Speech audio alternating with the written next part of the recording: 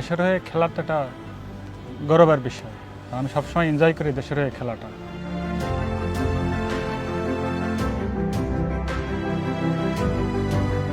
ভালো লাগার হলে আমি টি-20টা খুব এনজয় করি, মানে এই ফরম্যাটটা বেশি প্রেশার, এই কারণে আমার মনে হয় ভালো লাগে। আমি প্রেশারটাও অনেক এনজয় করি।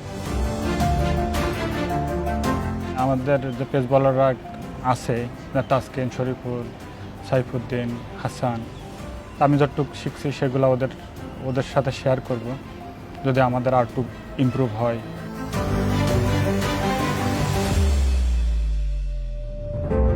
না, এটা আমার এক সময় খুব রান আপের আপনার সমস্যা ছিল, যে আমি বোলিং করলেই আমার ওভার স্টেপ হইতো। তারপর থেকে আপনার 9-10-এ থাকতে কোচ বলছিল যে না, তুই এই জায়গা থেকে শুরু কর, এইভাবে শুরু কর। ওইটা রয়ে গেছে, তার মানে ওইটাই থেকেই তো ওইভাবে হয়ে গেছে না।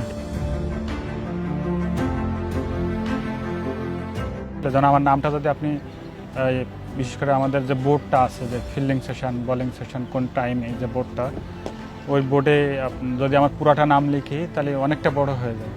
এই জন্য দেখি ফিজ দিয়ে, প্রথম দিন আমি বুঝি না যে এটা কে, পরে বলছে এটা তুমি।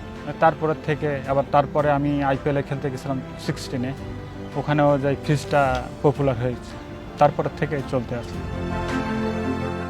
ভালো করার তো শেষ নাই, চেষ্টা করব যেন পিছিয়ে যাগুলো করছি তার থেকে যেন আরও ভালো করতে পারি। আপনার এখানে সাকিব ভাই আছে, রিয়াদ ভাই আছে, আমরা মাঝখানে আছি। আমরা যদি কোনো সময় আটকাই যাই কোনো বিষয়, যেন গ্রাউন্ডে হইতে পারে, যে কোনো কিছু জানার থাকলে তখন আমরা ভাইদের কাছ থেকে যে ডিসিশনগুলো নিতে পারবো।